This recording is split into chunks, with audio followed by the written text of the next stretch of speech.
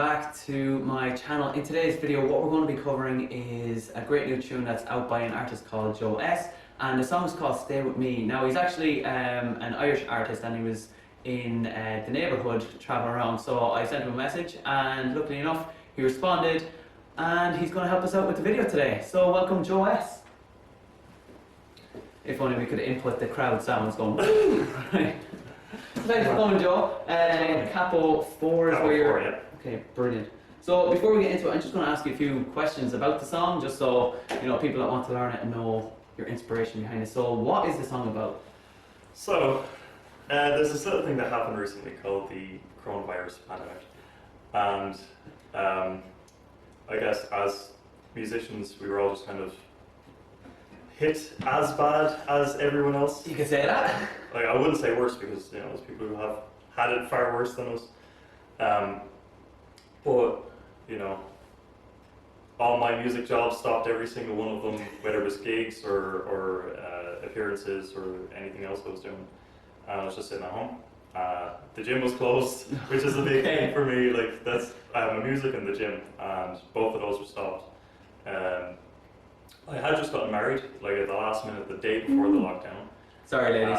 So, and when you get into that kind of situation, you feel like guilty a little bit, that you should be happy, but also like everything's kind of going to hell around you. Okay. So there was a lot of emotions, and my brand new wife said to me, just write a song.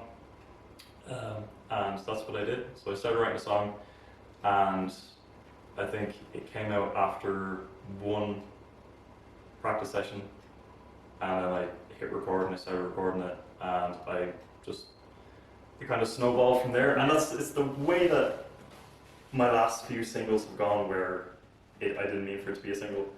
But they are, like, if you look up a lot of the number ones in the charts, a lot of them are written by people that just come up with them like a last minute thing. They're not even planning on putting them on an album, or they're creating songs, and then this is just one they're like, and they put it out there, and it's actually one that they like the best, and it actually gets the most responses from. Yeah, well, that's it. I've had songs that I've had written for the past 10 years that are going on an album, and then there's just new songs that take emergency precedence, like this one. It was a current song. It's funnily enough, my most uplifting song. I tend to write quite sad songs. Okay.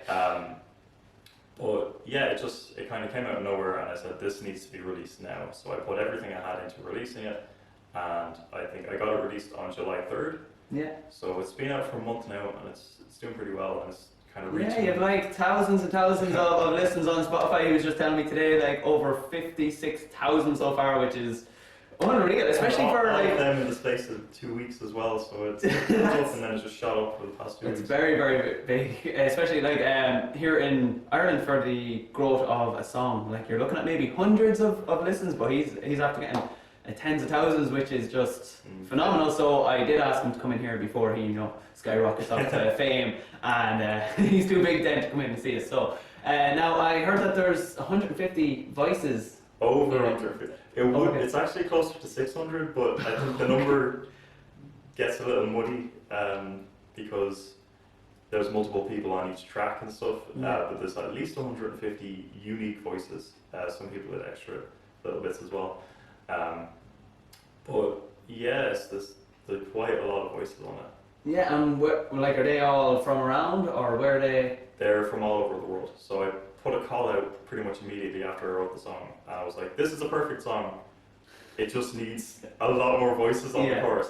And I think it was the nature of the song as well, was that it's a big worldwide song where people come together, and it's singing about optimism and how things are going to get better.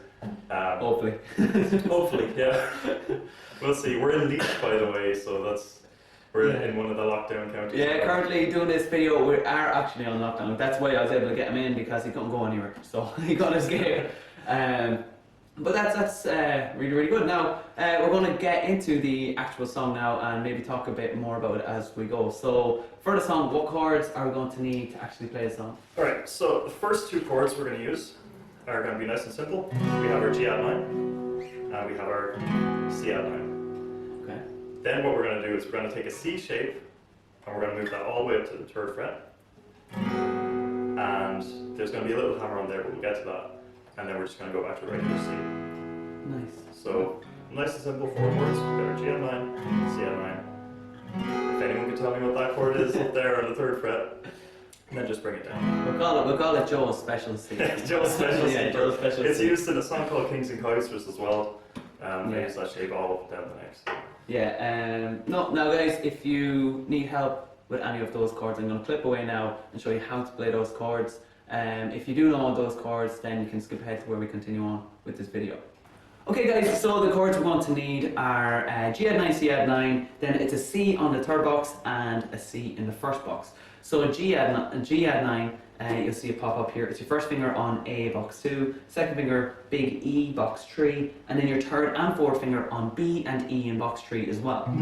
So it's more like a full G. Then for C add 9, it's very similar. All we do is move the first 2 fingers down a string. So it's the 2nd box D, 3rd box A, and then in the 3rd box those little 2 fingers stay where they are on the little B and the E.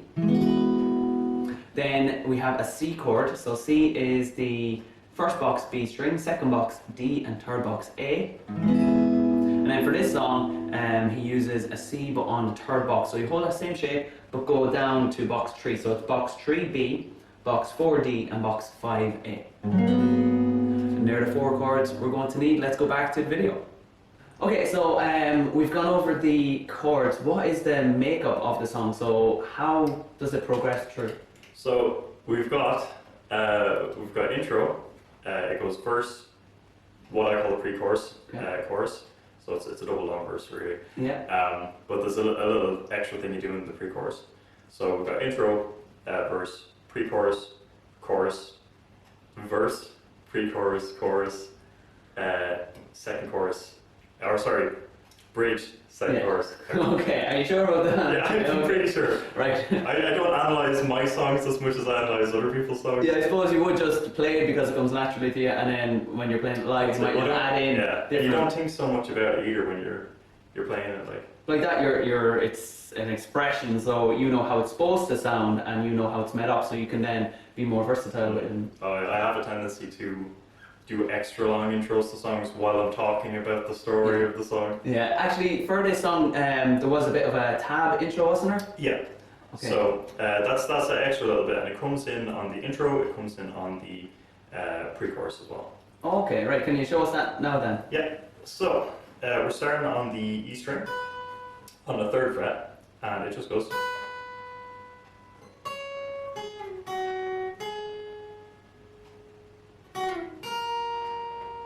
Okay. So that was is it a 3 slide 5 or 3 5? Okay, so breaking it down, we've got our 3rd fret, and we do slide up to 5 on the E string, and then we hit the 5 there on the B string above it, and we just do 3 5, and then we do a slide from the 3rd fret, just kind of off. So we slide down and off, and then we go into our 2nd fret on that E string, and then we do our 3rd fret, and then we do a little hammer and pull off. Yeah. Then we go to our 3rd fret on the B string, and then we slide up to the 5 there. Cool. So it's kind of in the key of G. You're messing around with some of the notes there on the bottom end of the scale. So yeah. Cool. That's very, very nice. And that comes in at the start, and then the pre-chorus. So what part of the pre-chorus does it come in? Is it played over the whole pre-chorus, or? Yeah, so this is what I was saying about the pre-chorus being kind of just a double long verse. Yeah. So it comes in basically for 2 bars. Very nice. Okay. Right. Well then, that's the intro done, I presume. Yeah? Yeah. Okay, brilliant. Let's go into the verse now, so. Good. So we basically play the same chords the whole way through the song. Okay. And what I do is I like to add in little hammer-ons and stuff. So I'm just going to start here with the G add 9. We just do 8 downs. Twice. Or 16 downs. Yeah. Or 2 downs 8 times. Yeah. Or 1 down 16 times. Okay. But we start with that G add 9. And I like to throw a little hammer on there on the On the very last part of it, so on around 14 you throw that in just as your change. Okay. So just a little hammer on pull off.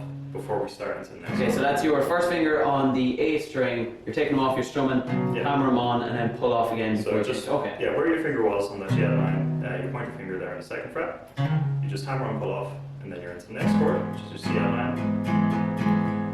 You can throw in a hammer Same on thing, yeah. there as well, That's nice, yeah, and that one will be on the D string. and you pull that up to your Joel's special chord. Joel's yes. special C shape. And what we're going to do here is we're going to go 1, 2, 3, 4, 5, 6, 7, and then we hammer on, and we're going to hold that. So we're going to hammer on our little finger Yeah. onto the D string, up on the 5th fret, Okay. and we're going to carry that for the rest of that chord. So we're going to go,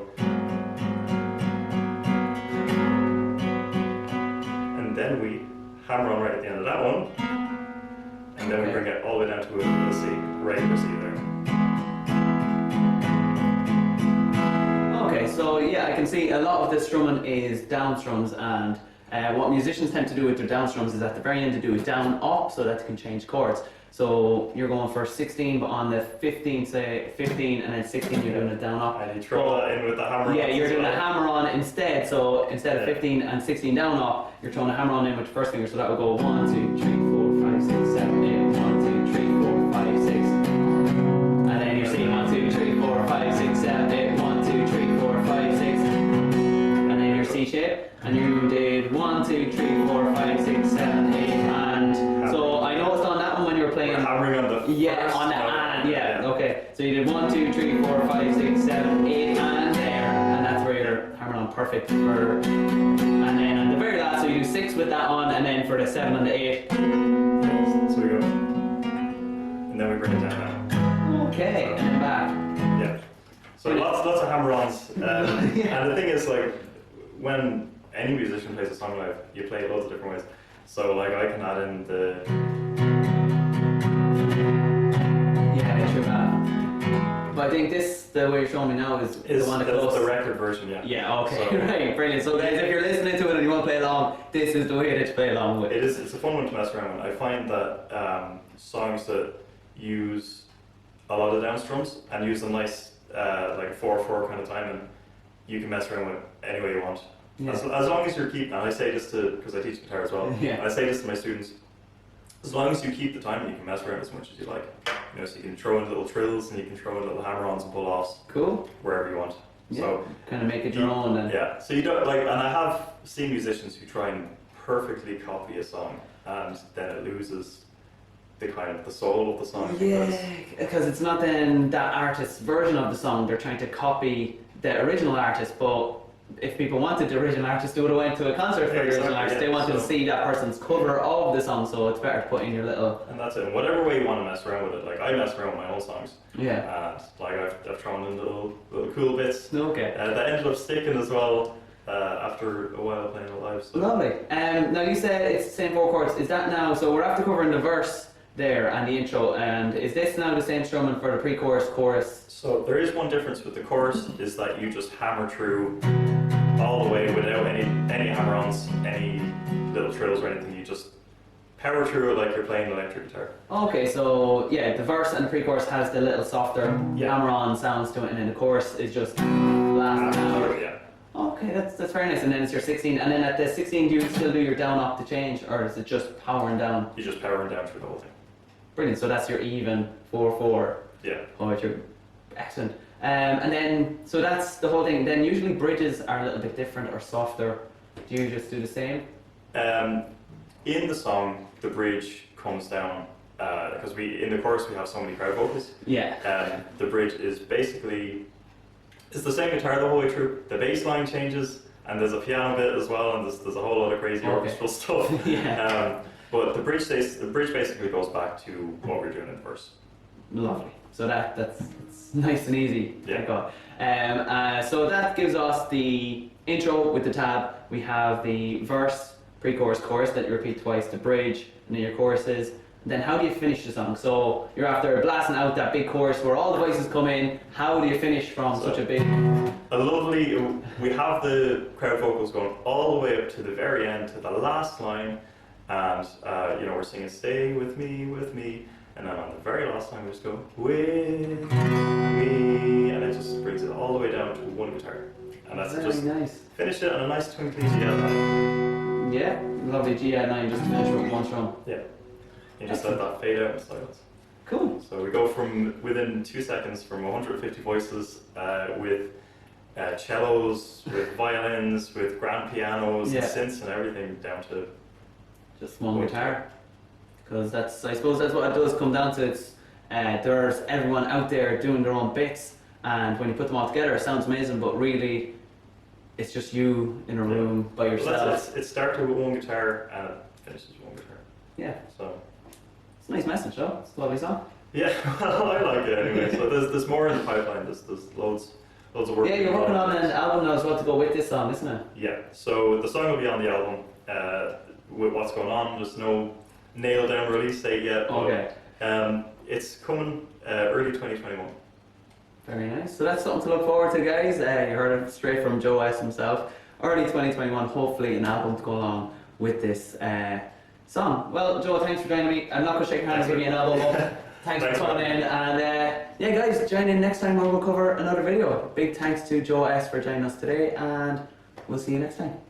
Bye, guys.